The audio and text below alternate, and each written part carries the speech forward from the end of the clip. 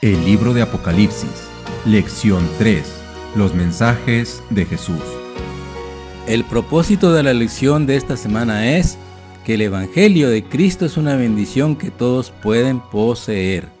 La lección la dividiremos en tres partes. La primera, Esmirna y Filadelfia fieles. La segunda, Pérgamo, Tiatira y Sardis transigentes. Y la tercera, la Odisea, nada bueno en ella.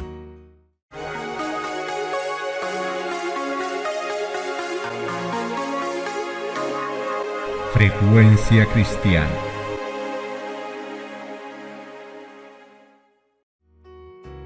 Al concluir cada mensaje, Jesucristo hizo promesas a los que aceptaban sus consejos. Sin embargo, se puede observar que junto con la evidente decadencia espiritual de las iglesias, hay un aumento proporcional en las promesas dadas. Éfeso, a quien el Señor le da el primer mensaje, recibe solo una promesa. A medida que cada iglesia tiene la tendencia espiritual descendente, recibe más promesas que la anterior. Finalmente, la iglesia de la Odisea, si bien recibe una sola promesa, esta es la mayor: compartir el trono de Jesucristo. Iniciemos con la primera parte. Esmirna y Filadelfia fieles, Apocalipsis 2:9. Yo conozco tus obras y tu tribulación y tu pobreza, pero tú eres rico, y la blasfemia de los que dicen ser judíos y no lo son, sino sinagoga de Satanás. A la iglesia de Esmirna, que estaba por pasar por la terrible prueba de la persecución, se revela como el que estuvo muerto pero que ahora vive. Si sus miembros estaban llamados a sellar su testimonio con su sangre, debían recordar que los contemplaba a los ojos de aquel que había participado de la misma suerte, pero había triunfado de la muerte y podía sacarlos de la tumba, a los que los hacía bajar el martirio. Yo sé tu pobreza, le dice el Señor, pero tú eres rico. Esto puede parecer al principio una extraña paradoja. Pero ¿quiénes son verdaderamente ricos en este mundo? Los que son ricos en fe y herederos del reino. Las riquezas de este mundo por las cuales los hombres luchan con tanta energía y por las cuales con frecuencia cambian por la felicidad actual y la futura vida eterna, son una moneda que no tiene curso en el cielo. Tendrás tribulación por 10 días, en vista de que un día profético representa un año literal y los 10 días representan 10 años. Es un hecho notable que la última y más sangrienta de las persecuciones que sufrió la iglesia cristiana, la que se inició bajo el emperador Diocleciano, duró precisamente del año 303 al 313 después de Cristo.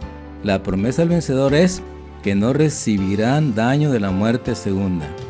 ¿No es el lenguaje empleado aquí por Cristo un buen comentario de lo que les enseñó a sus discípulos? San Mateo 10:28. No temáis a los que matan el cuerpo, mas el alma no pueden matar. Temed antes al que puede destruir el alma y el cuerpo en el infierno.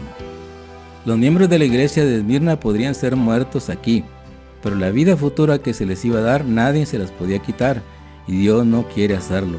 Así que no debían temer a los que matan el cuerpo, ni temer cosa alguna de lo que debían sufrir, pues estaba asegurada su existencia eterna. Otra iglesia fiel es la de Filadelfia, que significa amor fraternal, y expresa la situación y el espíritu de aquellos que recibieron el mensaje adventista hasta el otoño de 1844. El gran despertar religioso que se inició en el estudio de las profecías se produjo durante la primera parte del siglo XIX.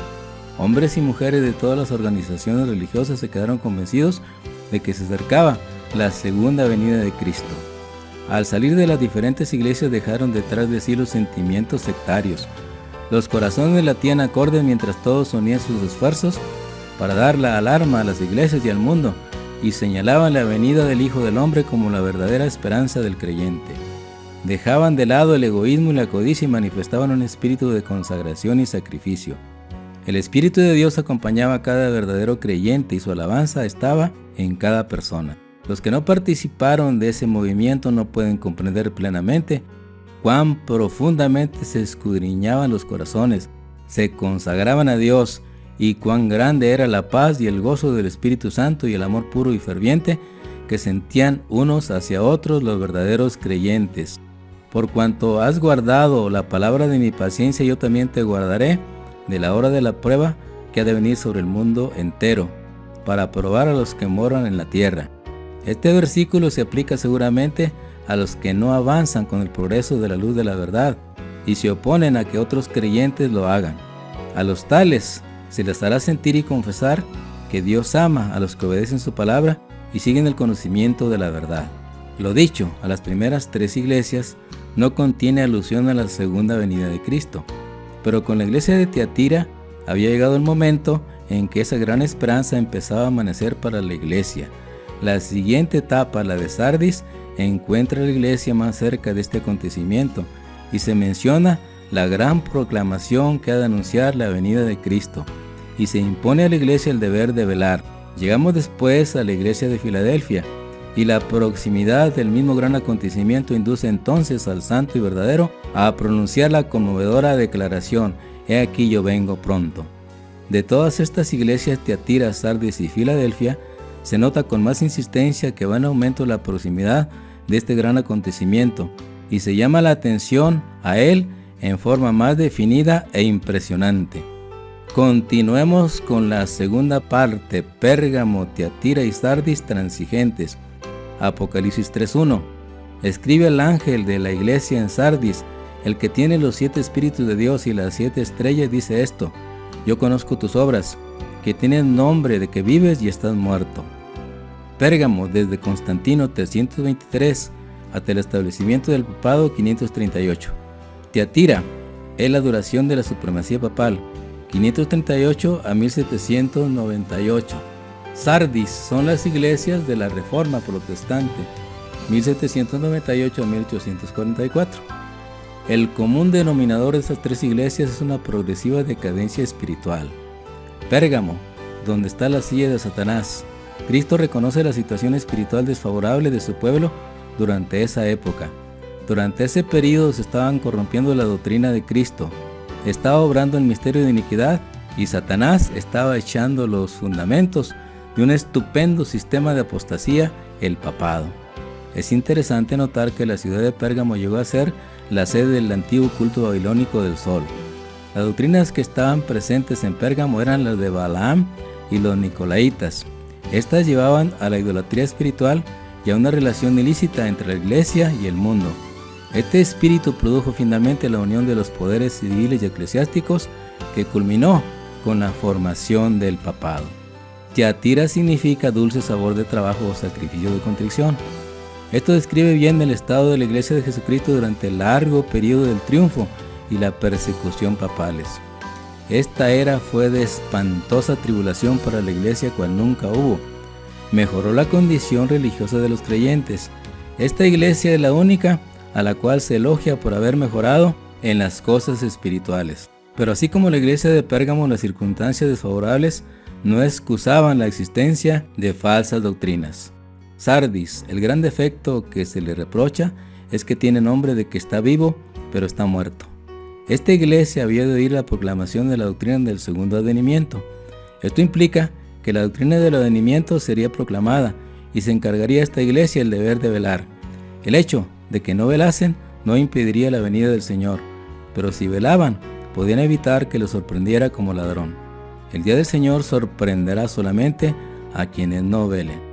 Finalicemos con la tercera parte, la Odisea, nada bueno en ella. Apocalipsis 3, 14 al 16. Y escribe al ángel de la iglesia en la Odisea: he aquí el Amén, el testigo fiel y verdadero, el principio de la creación de Dios, dice esto: yo conozco tus obras, que no eres ni frío ni caliente. Ojalá fueses frío o caliente, pero por cuanto eres tibio y no frío ni caliente, te vomitaré de mi boca. La Odisea significa el juicio del pueblo. El mensaje dirigido a esta iglesia presenta las escenas finales del tiempo de gracia.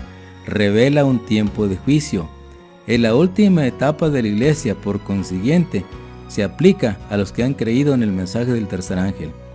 El último mensaje de misericordia que debe proclamarse antes de la segunda venida de Cristo.